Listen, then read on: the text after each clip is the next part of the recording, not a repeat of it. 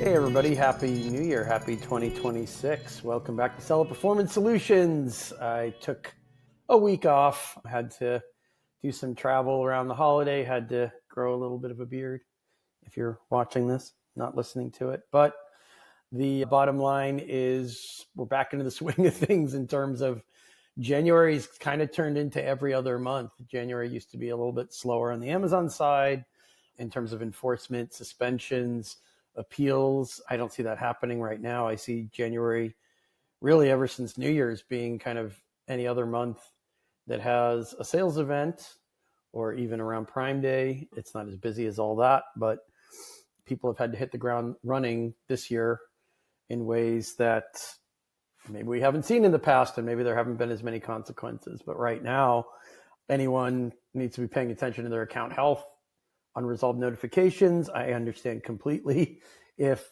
November, December, you were fantastically busy, which is great, and floored with other tasks, but anything unresolved from last month needs to be you got to grab the broom or the mop and start working on those as quickly as possible. Main focus today I wanted to dwell on or speak to is a concept that we posted about this on LinkedIn not long ago. I can see why there's quite a bit of engagement, not just the comments, but in terms of the topic, which is this notion that account health will clean itself up. If you leave things, eventually they'll roll off. And first of all, they don't roll off right away. They roll off in 180 days, which is 6 months. First of all, you can't predict the future. You don't know what's going to happen next week, next month that could drive your account health rating or score down, in addition to whatever you haven't resolved today. That's point one. But point two is 180 days is a long time. And just because it rolls off, even if it rolls off next week and you've already had it up there for 150 days or 160 days, that doesn't mean you resolved it. From Amazon's perspective, you were just playing a waiting game. That doesn't mean you're cleaning up anything that should have been cleaned up. And maybe you had nothing to clean up. Maybe it's a wrongful flag, a mistake on Amazon's side, or let's just say it's an unsubstantiated performance notification that could have been disputed and could have been successfully appealed, even if you're not disputing it. You have choices and you're punting and you're sitting on your hands instead of observing those choices and making a conscious choice. I understand why, if you're unsure what to do, you might do that. And you might resist the notion that you have to do something, because we like to say, just like a lot of people do, that you don't have to be doing something about every single notification every day on your account. You're not always responding to every message you get. But something that could be detrimental to your account health, you are doing a review of the choices, making a decision on how you're going to appeal it. If you're deciding not to appeal something, then maybe there's an additional issue that has to be addressed. If you can't provide an invoice that Amazon wants, either from your supplier, from your manufacturer, from the brand that you're selling, if you're a reseller, whoever it is, there's still a question that has to be answered there. Whether or not you say, I can't appeal this, I can't counter this notification, I don't have the the invoice, I don't have the letter of authorization, whatever they might be asking you for. It doesn't mean that you play the waiting game and you just hope nothing else bad happens, because it means even if you aren't countering something in performance notifications or in account health, it means you're still doing other actions to make sure that next time you do have the invoice. Why don't you have the invoice the first time they asked for it? What failures led to the fact that you didn't have the invoice? Well, you can answer that question and take action around it today or immediately, even if you're not responding, even if you're not countering it to Amazon. If they're asking you repeatedly for invoices for your own products, maybe that also begs other questions. What complaints are buyers submitting, whether it's something you can see in your return reasons, in your voice of the customer, or things that just result from a random call to customer support, customer service that buyers send, complaining about condition of the item, authenticity, expiration dates, whatever it might be, right? There's something there that's triggering Amazon to review it. Either a series of complaints all coming in a row, or similar complaints that might be staggered out over time. So even if you're not taking a direct action to dispute something or to appeal something in account health that day, there's still a lot you're doing in terms of making improvements, or at least reviewing whether or not buyers are misunderstanding your product. Maybe they're not reading the detail page correctly. Maybe you can enhance or improve the detail page, or just the overall buyer experience, whether it's images, written text, and so forth. So you'll prevent future complaints, right? So there's still something that needs to happen. I'm hearing from far too many sellers that they're just not sure what it's about. They got a generic message from Amazon. They weren't sure, since that message didn't really tell them anything, what the causes were. So they didn't figure out what the causes were. They weren't sure what to do with the appeals side because they weren't sure what the causes were. So not only did they not take action within their operations to address potential complaints that could prevent future complaints, not only was that step not taken, but they also never got to the point of deciding what to do in account health. Most sellers that we talk to look for a way to acknowledge it when they're not sure what to do. When in doubt, they click admit or acknowledge. And I've been preaching for almost 2 years now. That's going to set you up for failure. You acknowledge something, you admit to something when you know that there's no other way of handling it, when you know that it's accurate. Not because you don't feel like it, not because you don't know what's going on, not because you don't want to call account health and get some details, or maybe your team or your staff didn't review voice of the customer properly.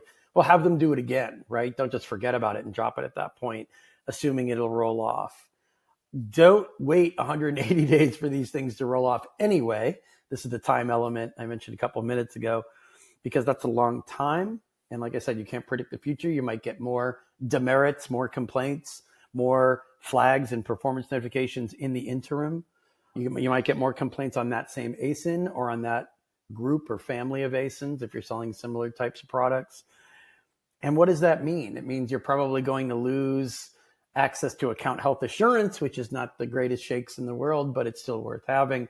If it means it buys you 72 hours between the time they send you the notification and the time you have to submit an appeal to keep your account active, well, yeah, that 72 hours is worth more than not having them and being suspended immediately. So you lose access to account health assurance eligibility.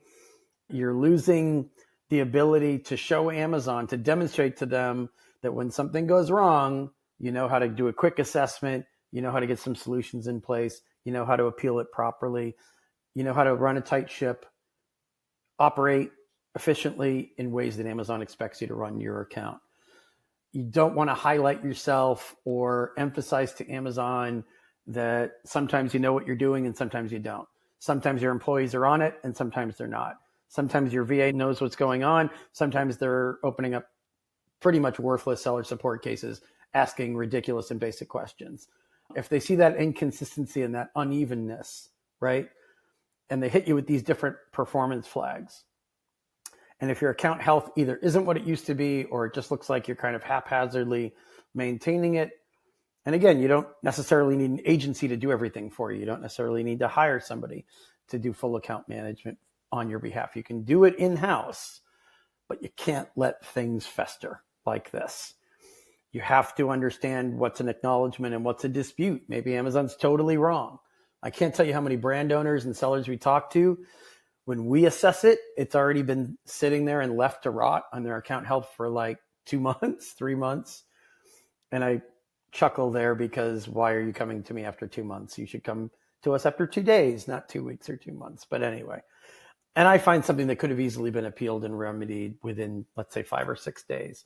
And it's been there, potentially a red flag, potentially hurting their account health rating, and something that could trigger an internal review of their entire account, not just ASIN level reviews. The entire account might get reviewed. Well, why? Why carry that risk if it's something you can remedy within a few days? If it's because you had a useless call with account health, yes, I understand the reps are trained to give you boilerplate copy and paste answers to most of your questions. Doesn't mean you can't use that in the appeals process. Doesn't mean you can't dig for more details in terms of why a previous appeal. Maybe you already sent an appeal and it was rejected. If you sent a ChatGPT templated boilerplate appeal, you probably don't need anyone to tell you why that was rejected. You already know why it was rejected, right? But get some information, do some research. If you're working with an agency, have them do it for you. I've heard agency heads, just like I've heard sellers say, don't worry about it. It's going to fall off at the 180-day mark, and you don't have to worry about it again. Even if it's not visible in your account health, right? Even if it's not within that 180 days, technically you still have to worry about it because you never resolved it, right? Amazonians have shown the willingness to go back to 2023 to 2024 for some ASIN level data if similar complaints came in then on the same product. If it's account-wide review and it's potentially an account suspension, well, what if you were suspended fully in 2023 or 2024? Do you think it's completely irrelevant now in 2026? Just because it's 6 months to a year ago doesn't mean they don't care, doesn't mean they don't look at it.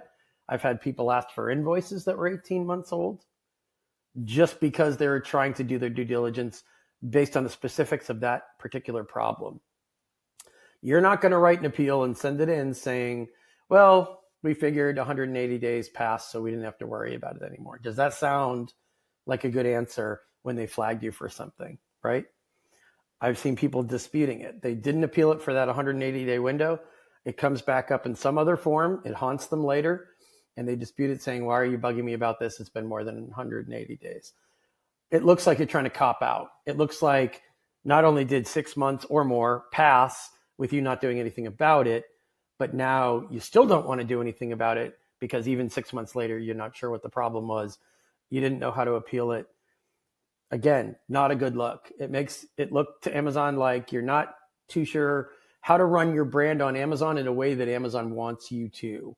So whether or not Amazon meets its own standards for account review excellence or performance review accuracy, that's a story for another time, right? What standards they hold themselves accountable for.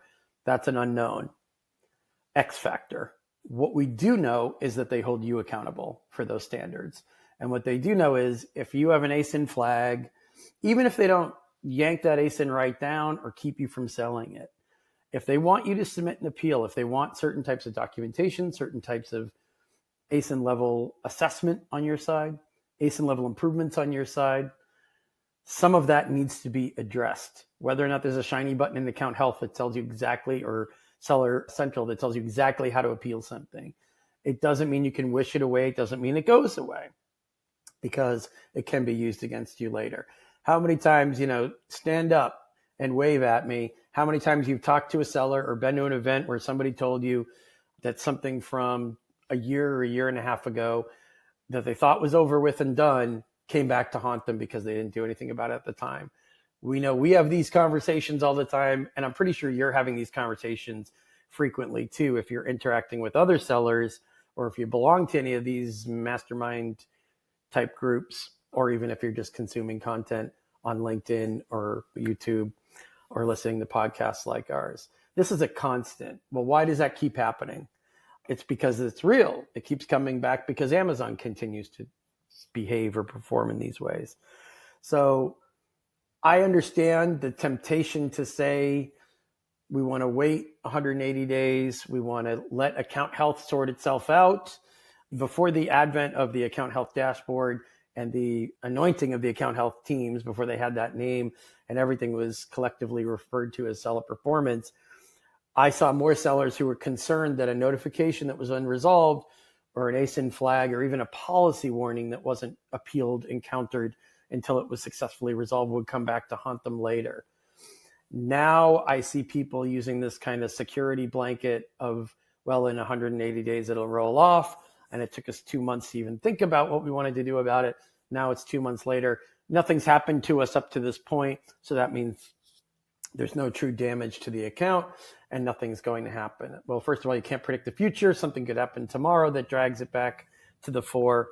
Number one. Number two, 180 days is a long time to wait. All kinds of things can happen. Why take the risk that you're going to get? Everyone likes to say it's sudden or it's a lightning strike that account health people call them and tell them they have 72 hours to appeal to keep their account active if they're in account health assurance. Sometimes you have only 24 hours to appeal it, or sometimes you're just suspended right out of the gate, right? It's not sudden and it's not a lightning strike if you've had some of these threats and warnings looming in your account health and you left them to rot or you left them unresolved because you were just hoping and praying that you'd get to 180 days until they vanished from view and cease to be a threat forever. Just because you can't see it doesn't mean it's not a problem, right? That goes for bodily and physical health just the same as it does for account health on Amazon. So questions on that, you want to dispute or argue with me on some of this, feel free. There's always, comments that you can leave for this particular podcast or the many LinkedIn posts we're doing, because this is a good topic for debate and discussion and specifics, not just generalities, not just propaganda. 2026 and forward, I think specific data-driven details should be part of any discussion that Amazon brands have about selling successfully in the platform. So thanks again for listening. Once again, Happy New Year. And I look forward to producing this type of content, but also interacting with you on a weekly basis with these types of issues that, with competition heating up as it always does on Amazon, become more and more crucial with each passing month. So thanks again.